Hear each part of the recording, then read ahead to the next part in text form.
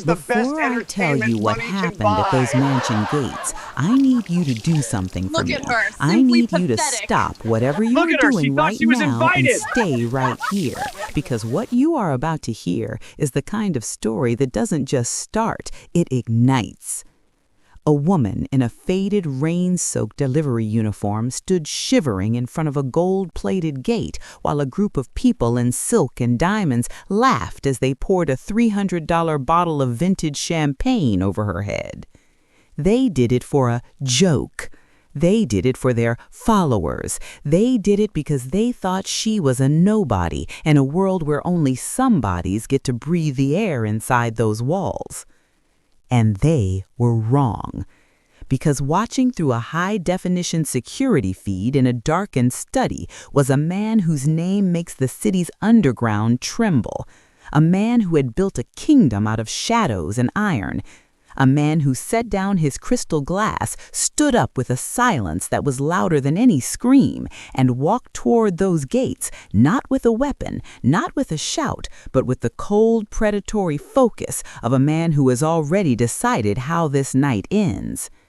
What those people laughing in the mud did not know, and what the man recording the video on his phone was about to find out, was that the delivery girl wiping champagne from her eyes was the only person on this earth he actually trusted. This is her story. Every secret, every glitch in the system, and every moment of a reckoning that has been 3 years in the making. I remember the exact way the rain felt against the warm plastic of the delivery bag. It was that heavy, tropical downpour that turns the sky the color of a bruised plum. The kind of weather that makes the mansions on the hill look like fortresses, their lights glowing like distant, unreachable stars. I was standing at the intercom, my back hunched, my hands gripping the handles of a $400 Wagyu order, trying to take up as little space as possible. That had become my life over the past few years, blending into the background, wearing the helmet, being the ghost that moved through the city without being seen. In a city this loud, the easiest way to hide is to be the person who brings the food. The party at the Gael estate was a proletariat masquerade, a sick joke where the ultra-wealthy dressed up as the poor for a night of irony. On the guest list, I was just order number 402. In reality, I was the only reason the man inside that house was still alive. 3 years ago, I pulled a bleeding teenager out of a burning car in an alleyway. I didn't know he was the younger brother of Daniel Gael. I didn't know that by saving him, I was signing my soul over to the Mexican Mafia's most feared boss. For 3 years, I hadn't been a delivery girl. I had been his courier, his shadow. Standing across from me at the gate was Enzo. Enzo was 30, sharp-featured, and had been leading the mockery since I arrived. He had the boss's favor, an expensive watch, and absolutely no soul. For 5 minutes he had been talking at me, mocking the mud on my boots and the authenticity of my costume. I kept my face smooth. I had learned how to do that. I had learned how to be invisible. Then Enzo leaned forward and tipped his glass.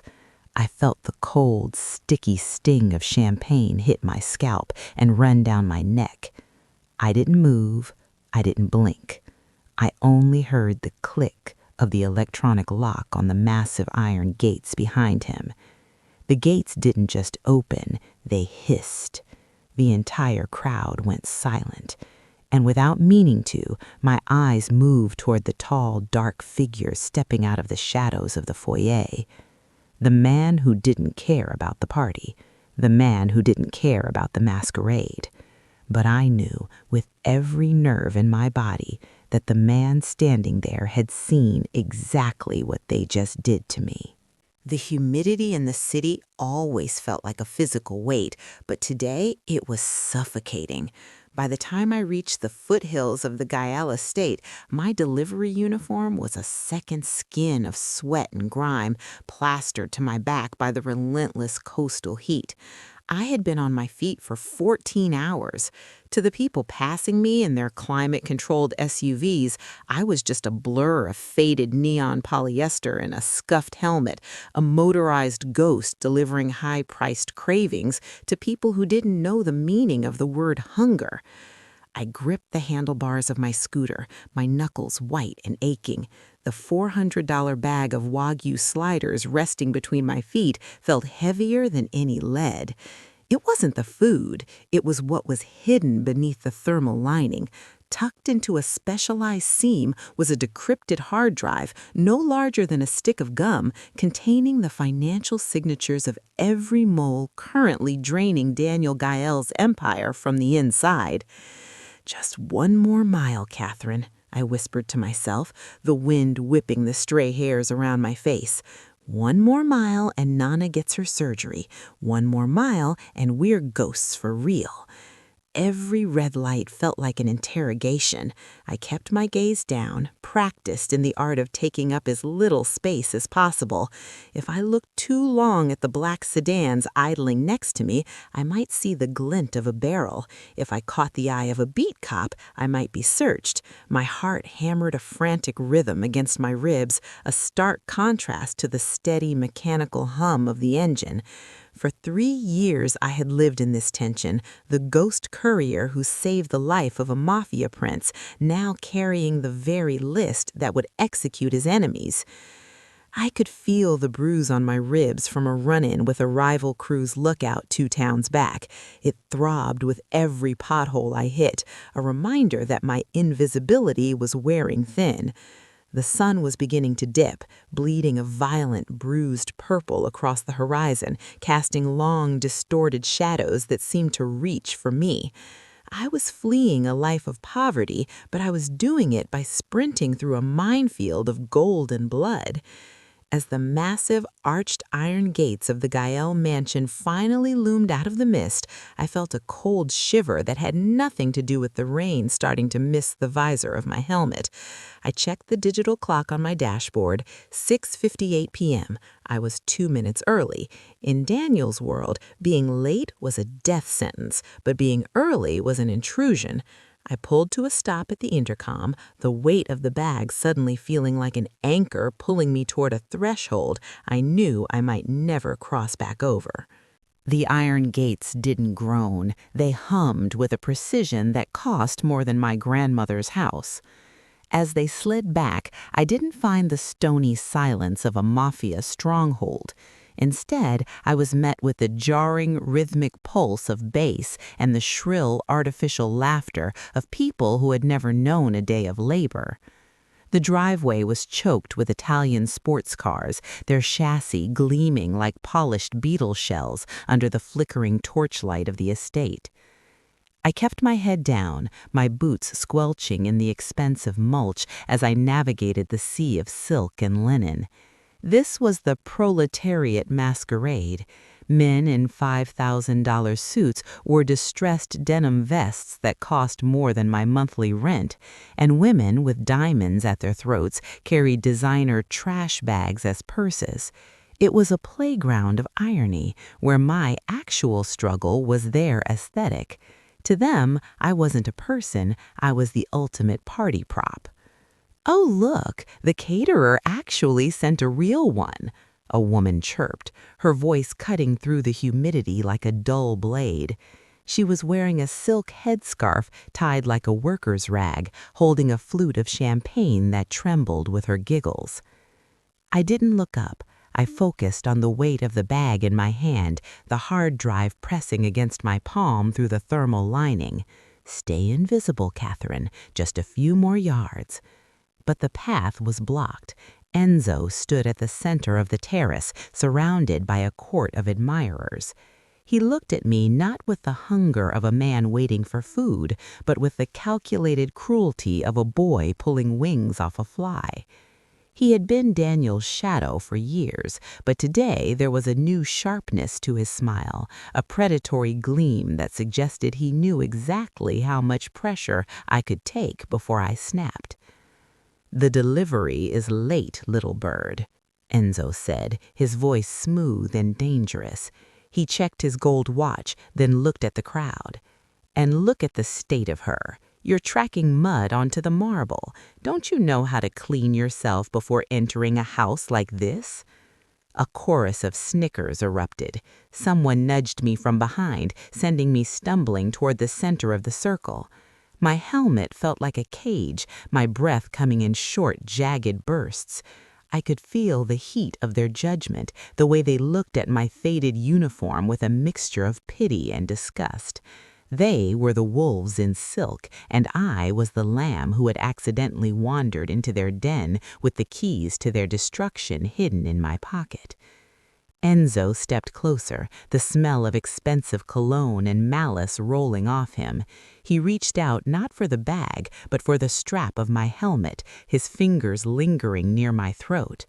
"Maybe we should show her what happens to people who bring filth into a sanctuary," he whispered, loud enough for everyone to hear. The proletariat masquerade was over. The real monsters were coming out to play. The laughter was a physical assault, sharper than the rain now beginning to lash against the marble terrace.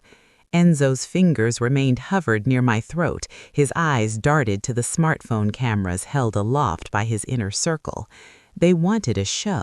They wanted to see the delivery girl break. One woman, draped in a sheer wrap that cost more than my grandmother's heart medication, tipped her crystal flute. The vintage champagne cascaded over my helmet, a sticky, expensive humiliation that seeped into the collar of my uniform. "Wash up, darling," she cooed, the crowd erupting into a fresh wave of jagged delight. I stood frozen, the thermal bag clutched to my chest like a shield. My pride screamed at me to swing, to use the heavy base of the bag to break Enzo's perfect nose, but I could feel the hard drive against my ribs. Stay invisible, protect the list, save Nana.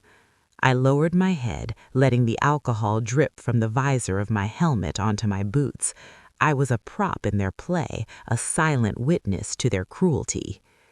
Then, the heavy hand-carved oak doors of the main foyer didn't just open, they hit the stone walls with a hollow, thunderous boom that swallowed the music whole.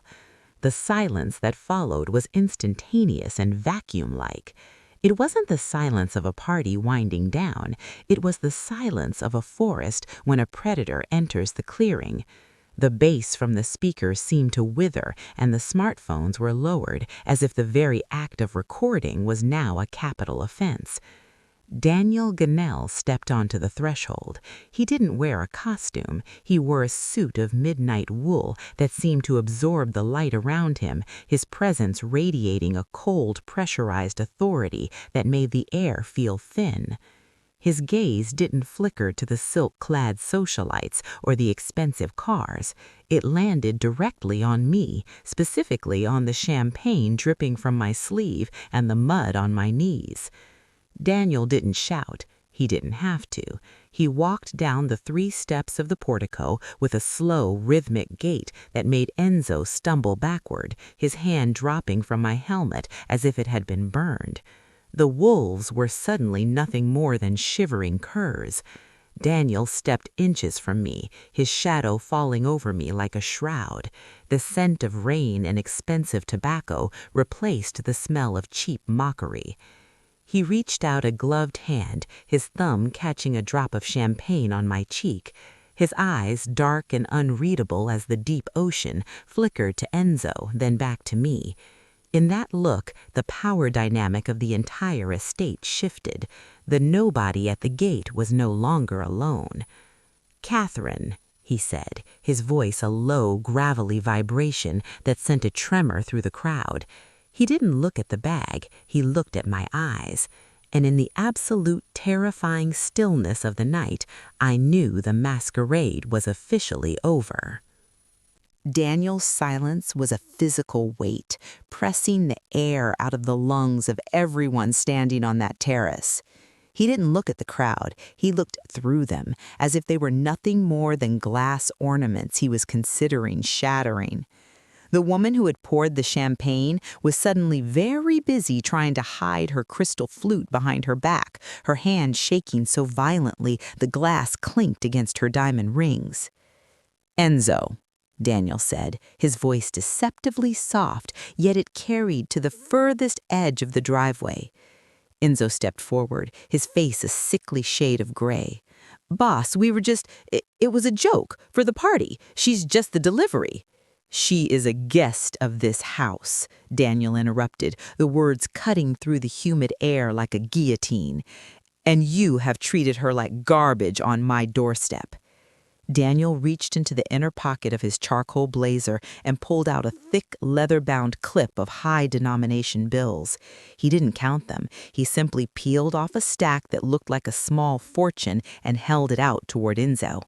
"The delivery fee was $40, Daniel stated, his dark eyes locking onto Enzo's.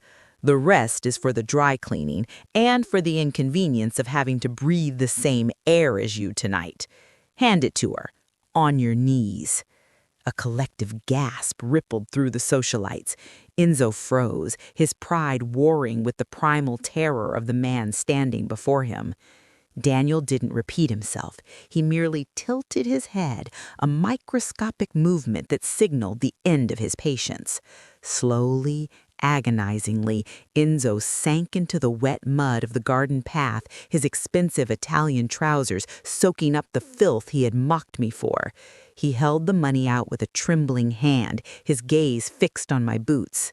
I took the cash. It felt heavy, a cold weight of justice that did nothing to wash away the smell of cheap alcohol on my skin, but everything to shift the balance of power. "Get up," commanded Daniel, not to Enzo but to me. He stepped closer, his hand resting firmly on the small of my back, a gesture of protection that felt like a shield of iron. "The food is getting cold, Catherine, and we have matters that cannot wait for the likes of these." He turned me toward the massive oak doors, guiding me away from the shivering wolves who were now desperately trying to look invisible. As the doors hissed shut behind us, swallowing the muffled sounds of the party, the atmosphere changed instantly. The chaos of the night was replaced by the low amber glow of the foyer and the scent of old books and leather. I was no longer the girl at the gate. I was inside the fortress, and for the first time in 3 years, the weight of the bag felt like it might finally be lifted. The silence of the foyer was a physical relief, a vacuum that sucked away the shrill echoes of the party outside. Daniel didn't let go of my arm until we were deep within the mahogany-lined corridor of his private study.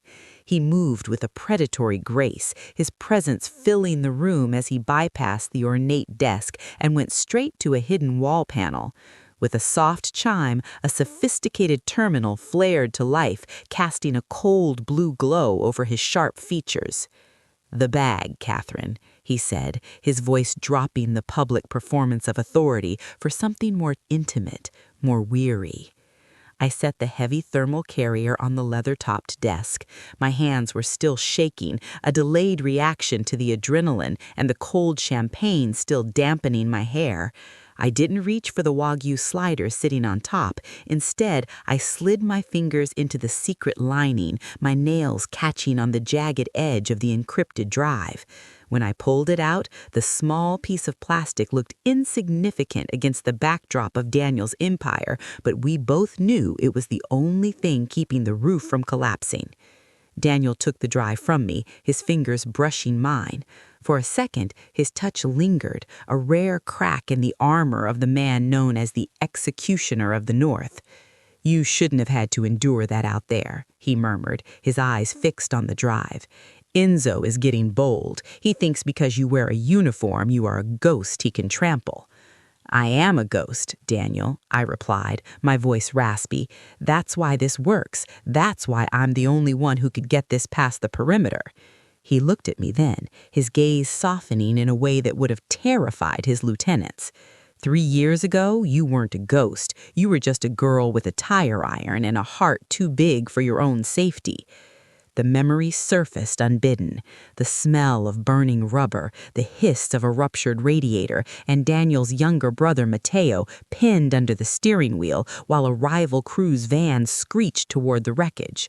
I didn't know who they were. I just saw a kid dying. I had swung that iron with a ferocity that came from a lifetime of having nothing to lose, dragging Mateo into the shadows seconds before the car detonated.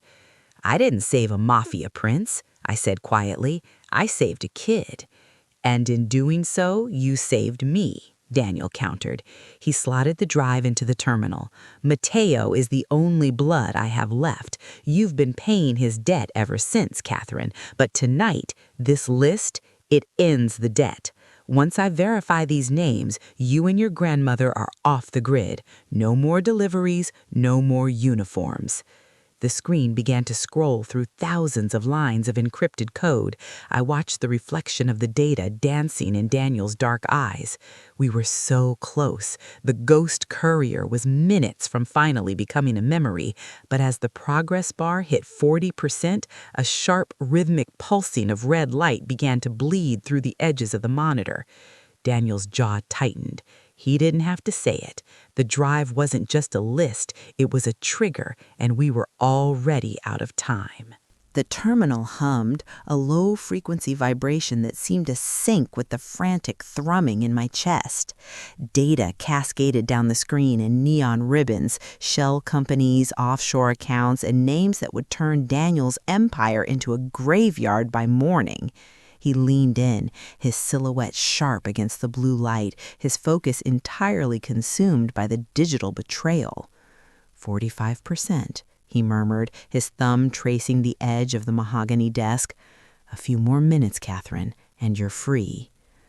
I wanted to believe him. I wanted to feel the weight of the last 3 years lift off my shoulders, but the ghost courier in me, the girl who had learned to read the shadows of every alleyway and the reflection in every rearview mirror, felt a cold prickle at the base of my neck.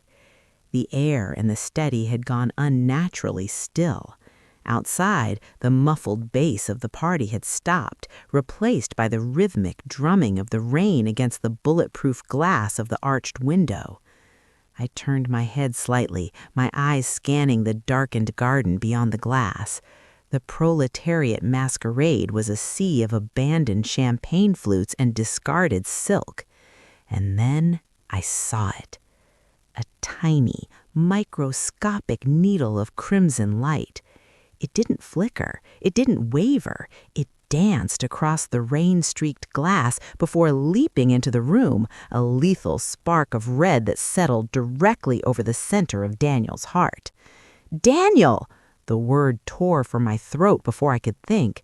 I didn't wait for him to react. I didn't wait for him to look up from the screen. I lunged across the desk, my boots skidding on the leather as I tackled him with the same raw, desperate force I'd used to pull his brother from that burning wreckage 3 years ago.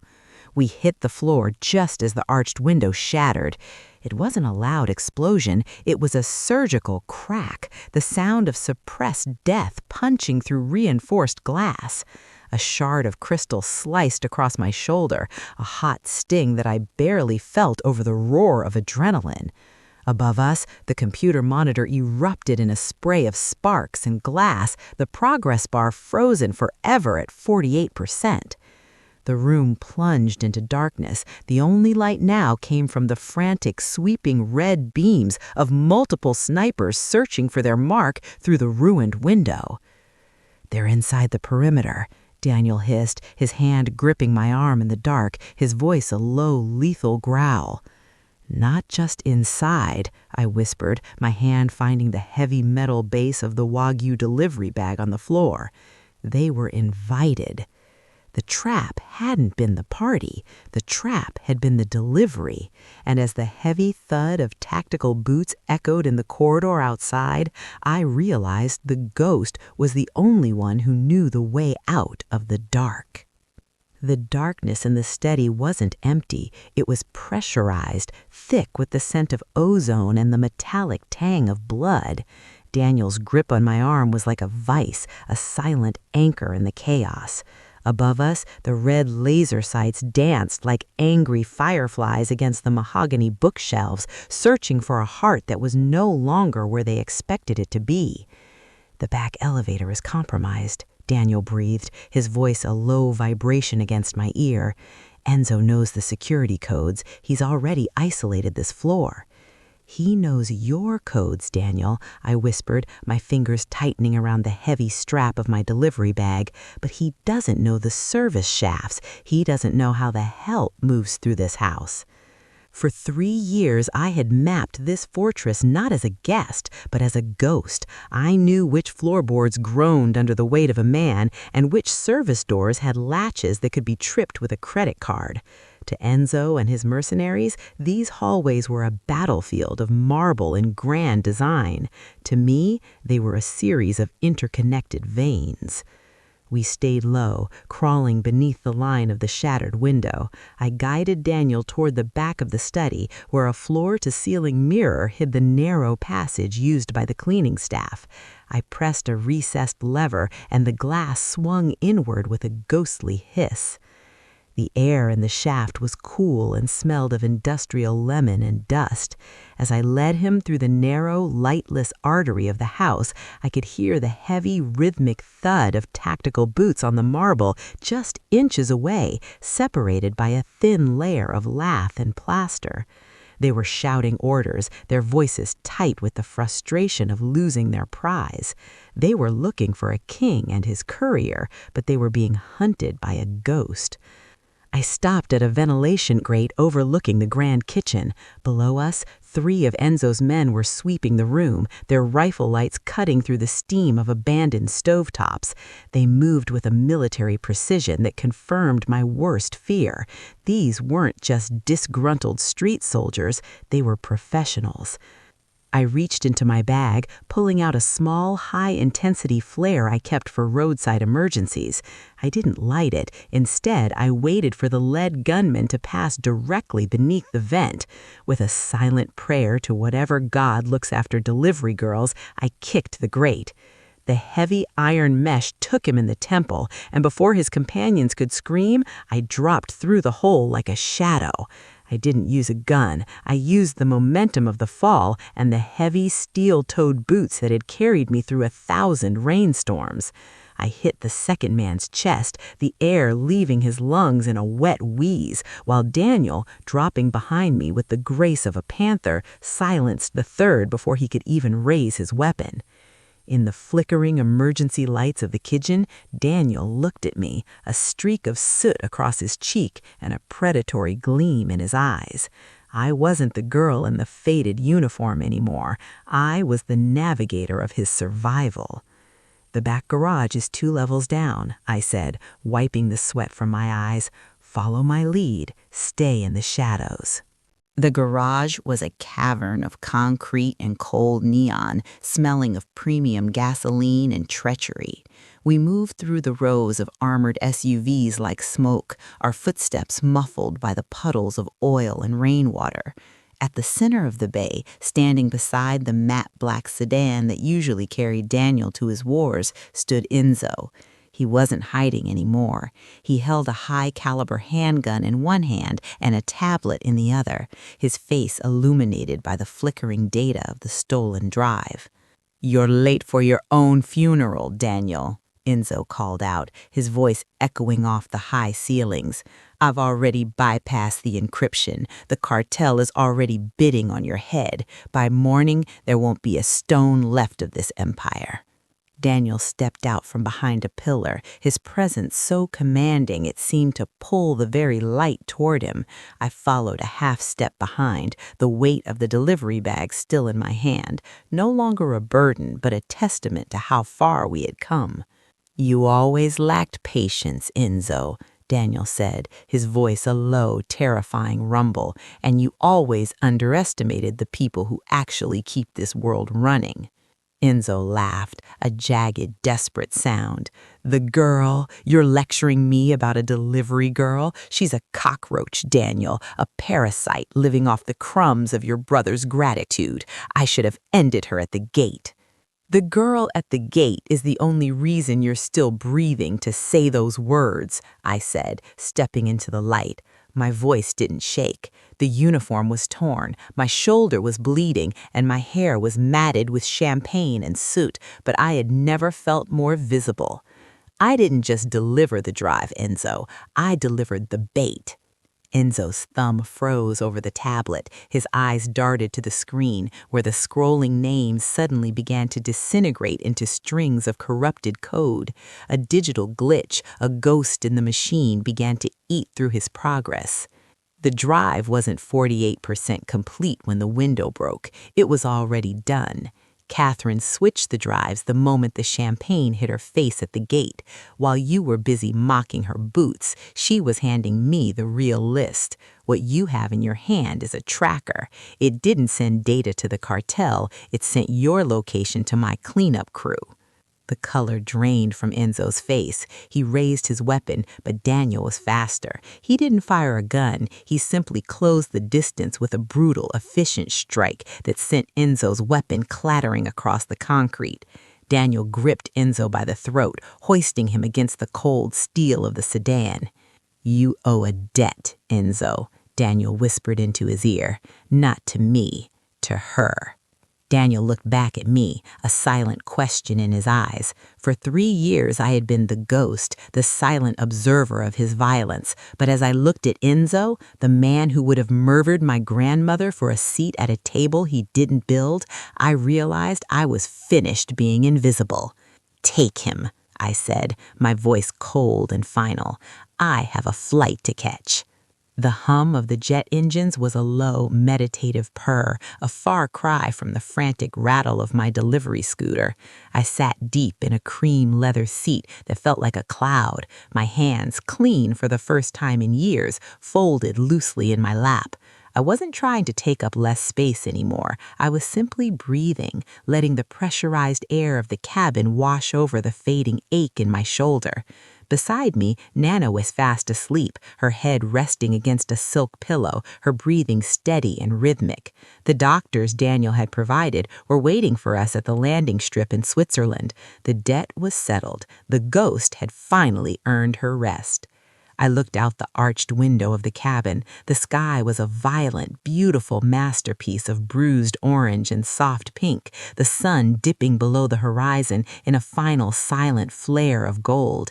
It was the same sky I had seen through the rain at the mansion gates, but from this height, the world looked different. The fortresses on the hills, the dark alleys where I had hidden, the sprawling empires built on blood and secrets, they were all just tiny, insignificant specks beneath the clouds. A soft clink of glass drew my attention. Daniel stood by the small mahogany bar at the front of the cabin, pouring a glass of water with that same terrifyingly calm precision. He didn't look like a mafia boss now. He looked like a man who had finally put down a heavy burden. He caught my eye in the reflection of the polished wood and offered a silent, infinitesimal nod. We didn't need words. The list of traitors had been purged, the moles eradicated, and the delivery girl who saved a prince had finally completed her final run. I turned back to the window, watching the digital glitch effects of the city lights far below fade into the vast, dark expanse of the ocean. My faded uniform was gone, replaced by soft wool and the scent of expensive quiet. I reached out, my fingertips brushing the cool glass of the window, tracing the line where the sun met the sea. For 3 years, I had moved through the shadows waiting for a moment that felt like mine. As the jet leveled out at 30,000 feet, carving a path through the twilight, I realized I wasn't fleeing anymore. I wasn't hiding behind a helmet or a thermal bag. I was Catherine Femina, and for the first time in my life, I wasn't just delivering a story. I was living one. The hum of the Swiss Alps was a different kind of silence than the one I had mastered in the city. It wasn't the heavy, watchful quiet of a predator's study or the desperate stillness of an alleyway. It was the sound of a morning that didn't owe anyone a debt. 6 months had passed since the night at the mansion gates. I sat on a wide wooden deck, the crisp mountain air biting at my cheeks, watching Nana tend to a small greenhouse of edelweiss. Her hands, once shaky and frail, moved with a steady purpose. The surgery had been a success, but the peace was the real cure. A small, nondescript black envelope sat on the table beside my coffee. There was no return address, no wax seal, only a single gold-pressed coin inside, the weight of it familiar and cold. It was a silent signal from Daniel. The empire was stable, the traitors were buried, and most importantly, the ghost remained dead to the world. I was no longer a courier, and I was no longer looking over my shoulder at every passing black sedan. I picked up the coin, feeling the ridges against my thumb, and then I did something I hadn't been able to do for 3 years. I tossed it into the deep, snow-dusted valley below. I didn't need a protector, and I didn't need a boss. I had delivered myself to a life where I was finally allowed to be seen.